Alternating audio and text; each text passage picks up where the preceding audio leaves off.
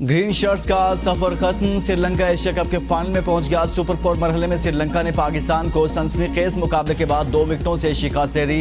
पाकिस्तान का 253 रन का हदफ श्रीलंका ने मैच की आखिरी गेंद पर हासिल किया। कुशल मेंडिस ने 91 रन की शानदार इनिंग खेली। चरित असलंका ने 49 रन बनाए, जबकि इफ्तिखार अहमद ने 3 खिलाड़ियों को आउट किया। शाहीन शाह 2 और शादाब खान ने 1 विकेट हासिल की। श्रीलंका और भारत 17 सितंबर को फाइनल में मद्दे मुकाबिल होंगे।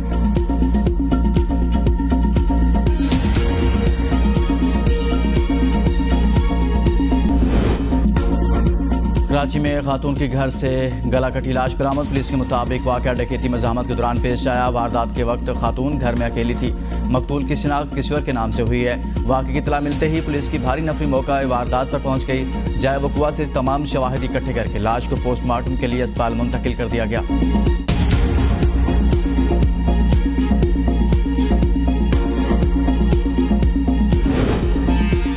सदर पाकिस्तान आरिफ अलवी ने इलेक्शन के हवाले से तजवीज़ दी है, फैसला नहीं दिया। सदर ममलिकत के खत की कोई कानूनी हैसियत नहीं। निगरान वज़ीर आज़म अनवारुल हक काकड़ कहते हैं इलेक्शन से मुतल्लिक सुप्रीम कोर्ट जो फैसला करेगी उस पर अमल करेंगे। इलेक्शन फरवरी में हो सकते हैं। इलेक्शन कराना इलेक्शन कमीशन की जिम्मेदारी है। पूरी कोशिश है निगरान हुकूमत पर जानिबदारी का इल्ज़ाम न लगे।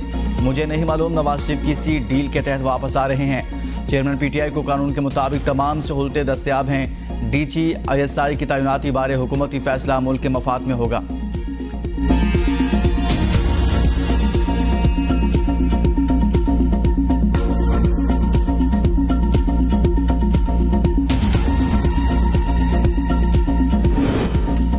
पीपल्स पार्टी की सेंट्रल एग्जीक्यूटिव कमेटी का काबीना में नून लीग के अरकान की मौजूदगी पर इजहार तशवीश। आसिफ जरदारी और बिलावल भुट्टो की सरबराही में सेंट्रल एग्जीक्यूटिव कमेटी का लाहौर में इजलास।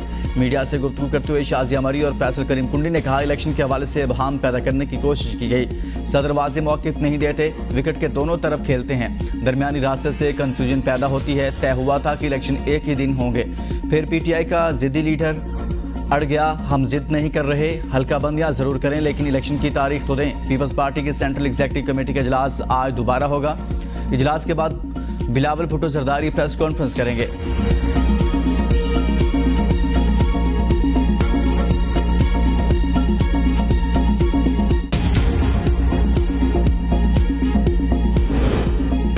आइन के तहत इंतखाबात की तारीख देने का इख्तियार इलेक्शन कमीशन के पास है। इलेक्शन कमीशन 30 नवंबर तक हल्का बंदियां मुकम्मल करने के बाद इलेक्शन शेड्यूल जारी करेगा। निगरान वज़ीर इत्तलात मुर्तज़ा सोलंकी कहते हैं निगरान हुकूमत का काम इंतखाबात के लिए इलेक्शन कमीशन को मुआवनत फराहम करना है। हमें आइनी इदारे पर एतमाद करना चाहिए। वजारत ख़जाना और वजारत तवानाई बिजली की कीमतों में रिलीफ के हवाले से काम कर रहे हैं।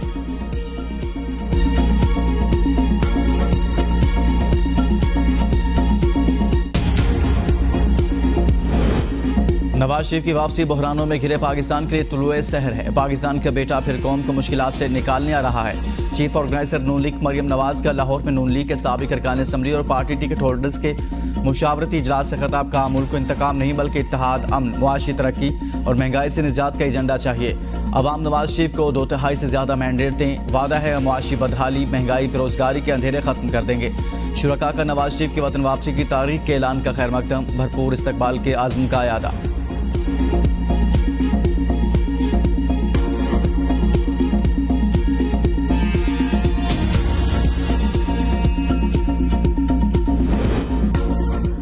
MKM और JUI का सिंध में मिलकर चलने पर इत्तेफाक। मीडिया से गुफ्तगू में फारूक सत्तार ने कहा हम मिलकर पीपल्स पार्टी के वडेरों को इनकी औकात याद दिलाएंगे।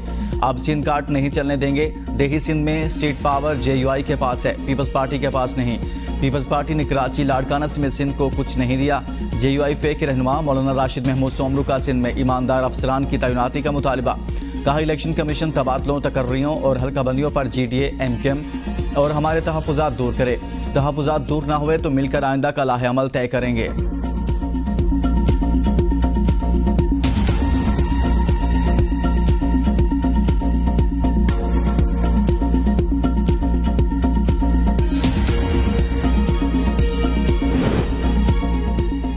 बरसाती मेंढकों के इतिहाद से सिंध के अवाम लाताल्लुक हैं। पीपल्स पार्टी सिंध के जनरल सेक्रेटरी वकार मेहदी का एमक्यूएम और जेयूआई रहनुमाओं की प्रेस कॉन्फ्रेंस पर रद्दअमल। कहा, लाड़काना में जेयूआई के रहनुमा तो अपने घर की यूनियन काउंसिल का इलेक्शन हार गए, सिंध भर में पीपल्स पार्टी का क्या मुकाबला करेंगे।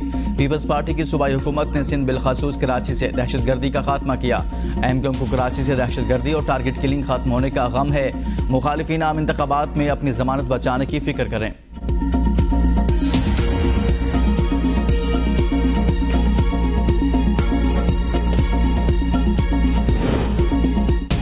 साइफर केस में असद उमर की जमानत मंजूर। चेयरमैन पीटीआई और शाह महमूद कुरैशी की दरख्वास्त जमानत मुस्तरद। खुसूसी अदालत के जज अबुल हसन जुल्करनैन ने दरख्वास्त जमानत पर महफूज फैसला सुना दिया। तहरीरी फैसले में कहा, एफआईआर की रोशनी में चेयरमैन पीटीआई शाह महमूद कुरैशी ने दफ़ा 5 और 9 के तहत जुर्म का इर्तिकाब किया, जो नाकाबिल जमानत है। जमानत मुस्तरद करने के लिए ये रिकॉर्ड ही काफ़ी है। ये बात नज़रअंदाज नहीं करनी चाहिए कि ये एक टॉप सीक्रेट केस है। दोनों के खिलाफ काफ़ी मुजरिमाना मवाद मौजूद। चेयरमैन पीटीआई शाह महमूद कुरैशी की जमानत की दरख्वास्त मुस्तरद की जाती है। दौरान समाअत वकील पीटीआई वकला ने दलाइल देते हुए कहा, सीक्रेट एक्ट कानून के तहत साइफर अपने पास रखना जुर्म नहीं। जज ने इस्तफसार किया कि जब साइफर मौसूल हुआ तो फिर गया किधर। वकील शुएब शाहीन ने कहा, डॉक्यूमेंट वजारत खारजा में है। स्पेशल प्रोसिक्यूटर शाह खावर ने इन कैमरा समाअत में दलाइल दिए।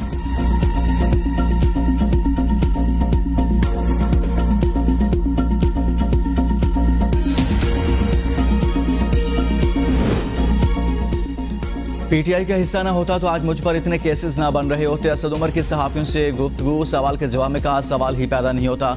साइफर केस में वादा मुआफ गवाह बनूं। एफआईआर पढ़कर सुना रहे हैं और अभी तक इन्हें ये नहीं पता कि इल्जाम क्या है। चेयरमैन पीटीआई से पार्टी वालों को नहीं मिलने दिया जा रहा, सिर्फ वकला को मिलने की इजाजत है।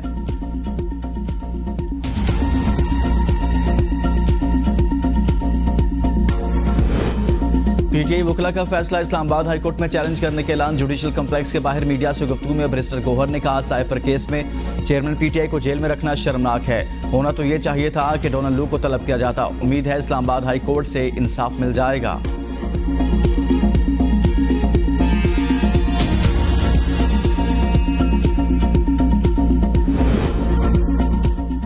पीआईए के रोजवेल्ट होटल के लिए फाइनेंशियल एडवाइजर की तकर्री का इश्तिहार जारी कर दिया गया। निजकारी कमीशन की जानिब से तकनीकी और माली तजावीज़ तलब कर ली गई। इस राय के मुताबिक फाइनेंशियल एडवाइजर रोजवेल्ट होटल की बिजनेस वायबिलिटी से मुतल्लिक तजावीज़ देगा।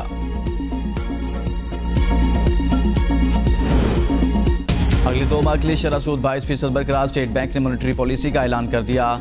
ज़रई पॉलिसी कमेटी के मुताबिक तवानाई की कीमतों में रद्दोबदल के बायस सितंबर में महंगाई में इजाफे का इम्कान है। अक्टूबर में महंगाई में कमी आने के बाद सिलसिला बरकरार है। रवां साल मई में महंगाई 38% की रफ्तार से बढ़ी, जबकि अगस्त में महंगाई 27.4% हो गई।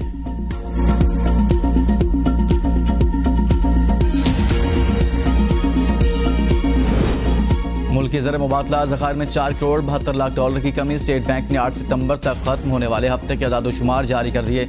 मरकजी बैंक के मुताबिक मुल्क की ज़र मुबादला ज़खायर 8 सितंबर तक 13 अरब 7 करोड़ डॉलर रहे। स्टेट बैंक के ज़खायर 7 अरब 63 करोड़ डॉलर, जबकि कमर्शियल बैंकों के ज़खायर 9 करोड़ 28 लाख डॉलर इजाफे से 5 अरब 44 करोड़ डॉलर हैं।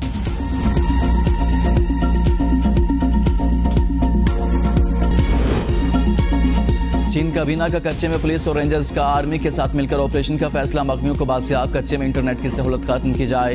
निगरान वज़ीर आला सिंध की काबीना इजलास में हिदायत। जस्टिस रिटायर्ड मकबूल बाकर का आईजी पुलिस को स्ट्रीट क्राइम के खिलाफ फैसला कुन ऑपरेशन का हुक्म। कहा, शहरों का तहफ़्फ़ुज़ हुकूमत की जिम्मेदारी है, कोई शख्स मोबाइल फ़ोन लेकर नहीं निकल सकता। ये सूरत हाल काबिल कबूल नहीं। सिंध काबीना ने कराची में रेंजर्स की तैनाती में फरवरी 2024 तक तोसी कर दी।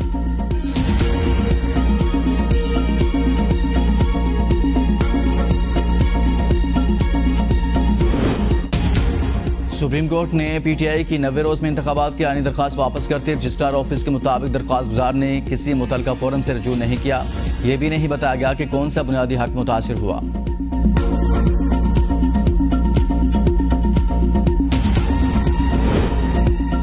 मुल्क भर में बिजली चोरों के खिलाफ कार्रवाइयां जारी। 95 करोड़ 10 लाख वसूल कर लिए। सेक्रेटरी पावर ने सोशल मीडिया पर अदाद-ओ-शुमार जारी कर दिए। दावा किया कि वसूलियां जल्द 1 अरब रुपए से तजावुज कर जाएंगी। 490 बिजली चोर गिरफ्तार और 4241 के खिलाफ मुकदमा दर्ज हो चुके।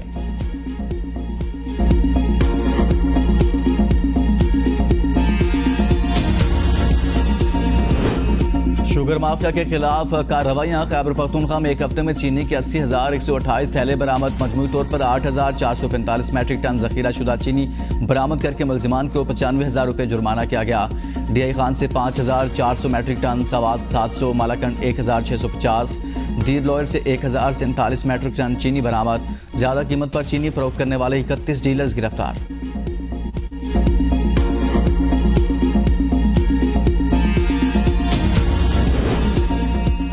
सियालकोट सरगोदा गुजरांवाला गुजरात में गैस चोरी पर 64 सार्फिन के कनेक्शन काट दिए गए। तर्जुमान सुई नौदरन के मुताबिक अब तक गैस चोरी में मुलविस 212 सार्फिन के कनेक्शन मुनक़ता किए जा चुके। मुलजिमान से 19 लाख रुपए वसूल किए जाएंगे। गैस चोरी पर सार्फिन के खिलाफ FIR भी दर्ज करवाई जाएंगी।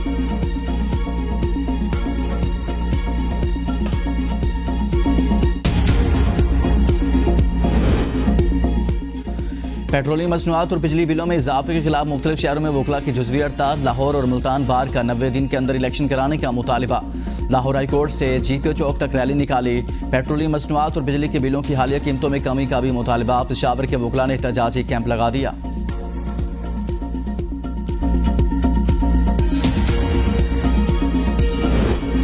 पार्टी पॉलिसी की खिलाफ वर्जी पर लतीफ खोसा को शोकास नोटिस जारी। 7 रोज में जवाब तलब। शोकास नोटिस पीपल्स पार्टी के सेक्रेटरी जनरल नैयर बुखारी की जानिब से जारी किया गया। नोटिस में कहा गया, वकला फंक्शन में साइफर मामले पर आपने रियासती पॉलिसी को तनकीद का निशाना बनाया। बताएं क्यों ना आपके खिलाफ तदीबी कार्रवाई की जाए।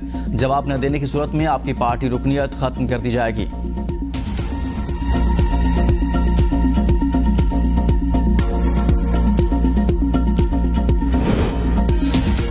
मेरे वकालत के पेशे से मुतल्लिक मुझसे कोई पूछताछ नहीं कर सकता। शोकास नोटिस रद्दी की टोकरी में फेंक दिया। लतीफ खोसा का रद्दअमल। कहा, पार्टी वाबस्तगी अलग चीज़, वकालत मेरा पेशा है। मेरे पेशे से मुतल्लिक मेरी पार्टी भी जवाबदेही नहीं कर सकती। अवाम को आगाही के हक से किसी सूरत नहीं रोका जा सकता।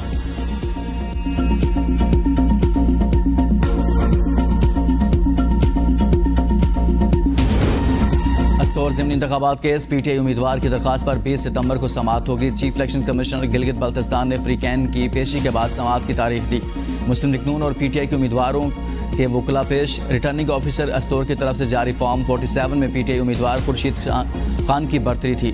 दूसरे नंबर पर आने वाले मुस्लिम लीग नून के उम्मीदवार राना फरमान अली ने इंतखाबी नतायज रोक कर री इलेक्शन की पटिशन की थी। RO ऑफिस के बाहर नतायज रोकने के खिलाफ PTI का एहतजाज चौथे रोज भी जारी।